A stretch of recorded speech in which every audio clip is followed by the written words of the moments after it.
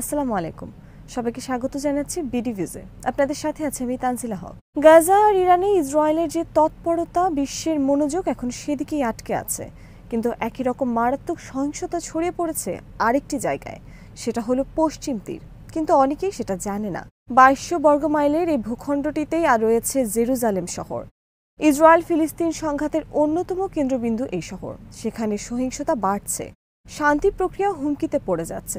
বিশ্লেষকরা সতর্ক করে বলেছে, এই পশ্চিম তীরের অবস্থাও গাজার মতো হয়ে যেতে পারে। বিস্তারিত থাকছে হায়দার সাইফের প্রতিবেদনে।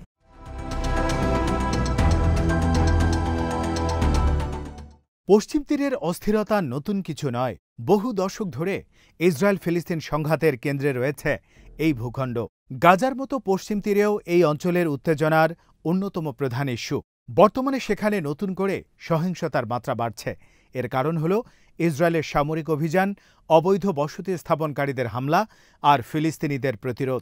এই অবৈধ ইহুদি বসতি স্থাপনকারীদের কাজ আন্তর্জাতিক আইনের সম্পূর্ণ পরিপন্থী। এমনকি অনেক সময় ইসরায়েলি আইনের বিরুদ্ধে গিয়েও তারা তৎপর হয়ে ওঠে।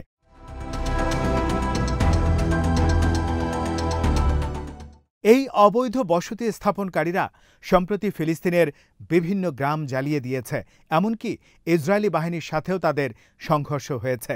এদের বেপরোয়া আচরণ এতটাই সীমা ছাড়িয়েছে যে খোদ জায়নবাদী প্রধানমন্ত্রী বেঞ্জামিন নেতানিয়াহু আর তার কট্টর ডানপন্থী মিত্ররা পর্যন্ত এদের সমালোচনা করেছেন। ইসরায়েলের ইতিহাসে এরকম ঘটনা নেই বললেই চলে। Armed conflict and location event data বা LCLED এইসব সহিংসতার রেকর্ড রাখছে। প্রতিষ্ঠানটির মধ্যপ্রাচ্য বিষয়ক বিশ্লেষক আমেনেহ মেহবার এই অঞ্চলের ভবিষ্যৎ নিয়ে খুবই উদ্বেগ জানিয়েছেন।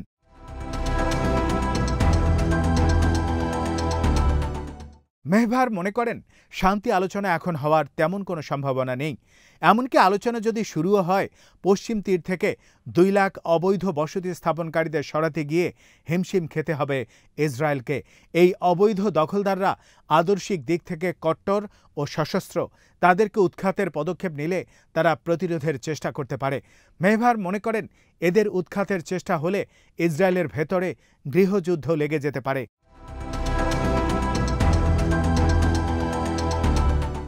পশ্চিম তীরের পরিস্থিতি যথেষ্ট জটিল। 1948 সালের যুদ্ধের পর যখন ইসরায়েল স্বাধীনতা ঘোষণা করে, তখন জর্ডান পশ্চিম তীরকে নিজেদের সাথে জুড়ে নেয় আর গাজার নিয়ন্ত্রণ করত মিশর। 1967 সালের যুদ্ধের সময় আবার এই দুই ভূখণ্ডেরই দখল নেয় ইসরায়েল। 1990-এর দশকে যে ওসলো চুক্তি হয়েছিল, তার মাধ্যমে পশ্চিম তীরের ভবিষ্যৎ নির্ধারণের চেষ্টা হয়েছিল। তখন ফিলিস্তিনি কর্তৃপক্ষ প্রতিষ্ঠা করা হয়। ওসলো চুক্তির অধীনে পশ্চিম তীরকে 3 ভাগে ভাগ করা হয়। সে অনুযায়ী এরিয়ায় থাকবে ফিলিস্তিনি কর্তৃপক্ষের অধীনে, এরিয়া বির নিয়ন্ত্রণ ভাগাভাগি হবে আর এরিয়া সি এর নিয়ন্ত্রণ থাকবে ইসরায়েলের কাছে।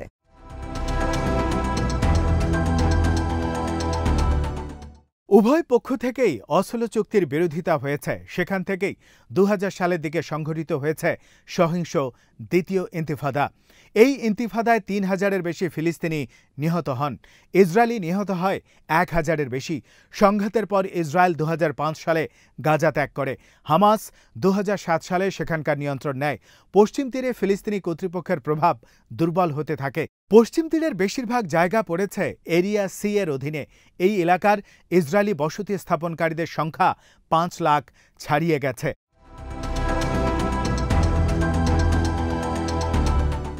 বহু ফিলিস্তিনি কর্তৃপক্ষকে দুর্নীতিগ্রস্ত ও দুর্বল মনে করে। এতে হামাসের মতো প্রতিরোধ আন্দোলনের পক্ষে জনগণের সমর্থন বেড়ে গেছে।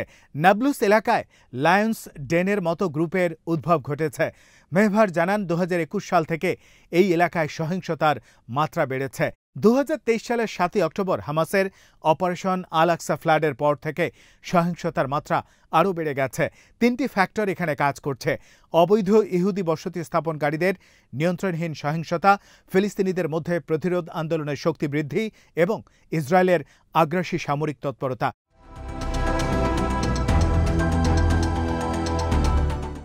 ফিলিস্তিনি প্রতিরোধ আন্দোলনগুলোকে দমনের জন্য ইসরায়েল অপারেশন আয়রন ওয়াল পরিচালনা করেছে। 40,000-এর বেশি ফিলিস্তিনিদেরকে তারা ঘরবাড়ি থেকে উচ্ছেদ করেছে। এর মাধ্যমে প্রতিরোধ আন্দোলনকারীদেরকে দমনের চেষ্টা করেছে তারা।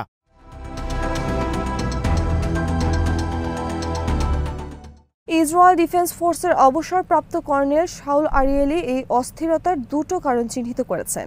প্রথমত, ইসরায়েলি নিরাপত্তা বাহিনী হামাসের মতো গ্রুপগুলোকে টার্গেট করছে। যদিও গাজা যুদ্ধ শুরুর পর থেকে সাধারণ ফিলিস্তিনি আর হামাসের মধ্যে কোনো পার্থক্য করছে না ইসরায়েল। দ্বিতীয়ত, অবৈধ বসতি স্থাপনকারীরা অস্থিরতা উস্কে দেওয়ার জন্য ফিলিস্তিনিদের উপর হামলা করছে। এই অস্থিরতা ছড়িয়ে দিয়ে তারা পশ্চিম তীরকেও পুরোপুরি ইসরায়েলের অন্তর্ভুক্ত করতে চায়। আরিয়েলি মনে করেন, ইসরায়েলের নতুন কোনো সরকার না আসলে সহিংসতা চলতেই থাকবে।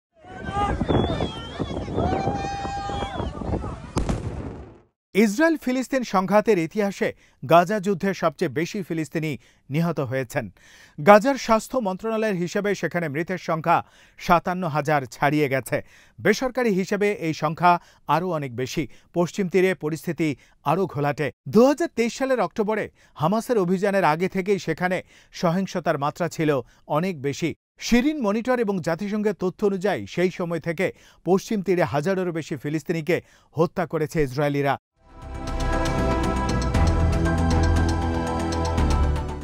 সম্প্রতি রামাল্লাহ আর হেব্রনে 2 ফিলিস্তিনি যুবককে হত্যা করেছে জায়নবাদী ইসরায়েলি সেনা। এদের একজনের বয়স ছিল 16। কাফরমালি গ্রামে অবৈধ বসতি স্থাপনকারীদের হামলায় আরও 3 জন নিহত হয়েছেন। ACLED জানিয়েছে, চলতি বছরের প্রথম 6 মাসে অবৈধ বসতি স্থাপনকারীরা 820টির বেশি সহিংসতা ঘটিয়েছে। গত বছরের তুলনায় এই হার 20% বেশি। 2016 সাল থেকে ACLED অবৈধ বসতি স্থাপনকারীদের সহিংসতার হিসাব রাখছে। তাদের হিসেবে এই বছরটি সবচেয়ে বেশি সহিংস।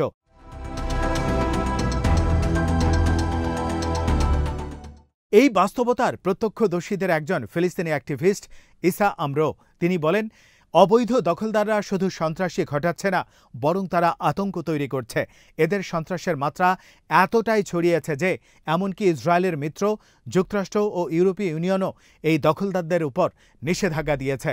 আমরো জানালেন, অবৈধ দখলদাররা প্রতিদিন ফিলিস্তিনি গ্রামগুলোতে হামলা করে।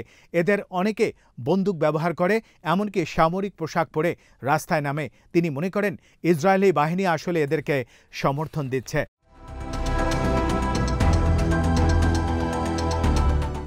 আরিয়েলিও এ বিষয়ে একমত। তিনি জানান, ইসরায়েলি বাহিনীর কিছু রিজার্ভ সেনা নিজেরাই অবৈধ দখলদার। তারা এইসব হামলাকে সমর্থন করে। এতে উত্তেজনা আরও বেড়ে গেছে। ইসরায়েলি নাগরিকদের অর্ধেক চায় শান্তি চুক্তি হোক অথবা ফিলিস্তিনিদের থেকে আলাদা হয়ে যাওয়া হোক।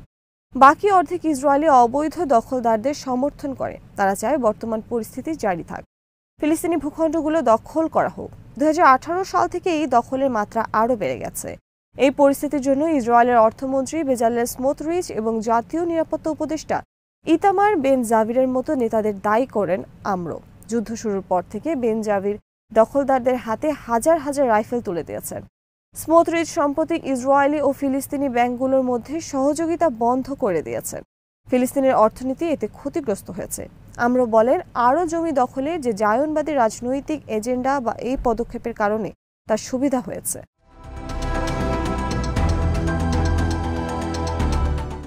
নেতানিয়াহুর লিকুদ পার্টি স্মোটিস ও বেঞ্জাভিরের কট্টর ডানপন্থী দলগুলোর সাথে মিলে কাজ করছে। 2022 সালে তারা জোট সরকার গড়েছে।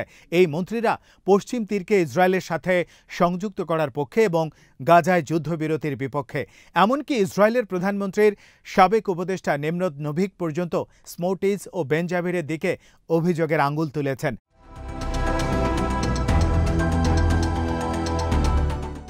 স্মোটিস অর্থনীতি ও প্রতিরক্ষা খাতে তার ক্ষমতাকে ব্যবহার করে অবৈধ বসতির আকার বাড়িয়েছেন, ফিলিস্তিনিদের ঘরবাড়ি ছাড়তে চাপ দিয়েছেন এবং ফিলিস্তিনি কর্তৃপক্ষকে আরও দুর্বল করে দিয়েছেন। বেঞ্জাভির পুলিশ বাহিনীকে নিয়ন্ত্রণ করেন। তিনি অবৈধ দখলদারদের অবাধে সহিংসতা চালিয়ে যাওয়ার সুযোগ করে দিয়েছেন।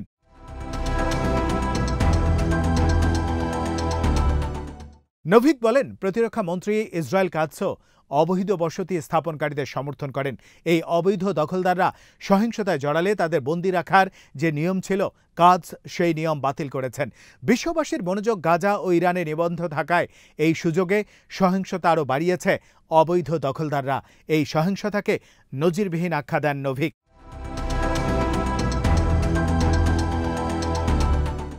পশ্চিম তীরের ভবিষ্যৎ অনিশ্চিত। গাজার যুদ্ধ পরবর্তী পরিকল্পনা অস্পষ্ট। পশ্চিম তীরকেও অগ্রাহ্য করা হচ্ছে। মার্কিন প্রেসিডেন্ট ডোনাল্ড ট্রাম্পের প্রশাসনও অবৈধ বসতি সম্প্রসারণের বিরোধিতা করেনি। চলতি বছরের জানুয়ারিতে সহিংস জায়নবাদী দখলদারদের উপর থেকে নিষেধাজ্ঞা তুলে নিয়েছেন ট্রাম্প। ফিলিস্তিনি ভূখণ্ড দখল সম্পর্কে প্রশ্ন করা হলে তিনি বলেন, ইসরায়েল একটি ছোট দেশ, তাদের ব্যাপারে কোনো সুনির্দিষ্ট অবস্থান নেওয়ার কথা তিনি বলেননি। মার্কিন পররাষ্ট্র দপ্তর সম্প্রতি বলেছে তারা নিরাপত্তার বিষয়ে ইসরায়েলের সিদ্ধান্তকে সমর্থন করে।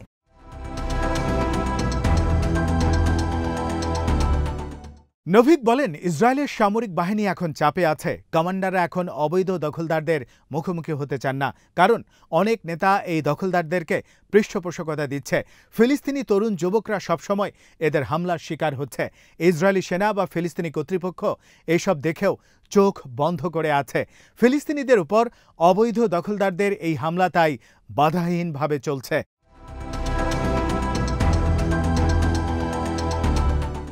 অবশ্য সামনে আসার আলো কেউ কেউ দেখছেন। খোদ নেতানিয়াহু সম্প্রতি অবৈধ বসতি স্থাপনকারীদের সমালোচনা করেছেন। তবে তাদের বিরুদ্ধে কোনো পদক্ষেপ নেওয়া হবে কিনা সেই সন্দেহ রয়ে গেছে। তবে বিশ্লেষকরা সতর্ক করে দিয়ে বলেছেন, এই পরিস্থিতি না বদলালে পশ্চিম তীরের পরিস্থিতিও গাজার মতো হতে পারে। পশ্চিম তীরের সহিংসতা অনেকটা গোপন যুদ্ধের মতো। ফিলিস্তিনের ন্যায্য অধিকার রক্ষার জন্য এবং আরও জীবন ক্ষয় এড়ানোর জন্য এদিকে বিশ্ববাসীর মনোযোগ দেয়া প্রয়োজন।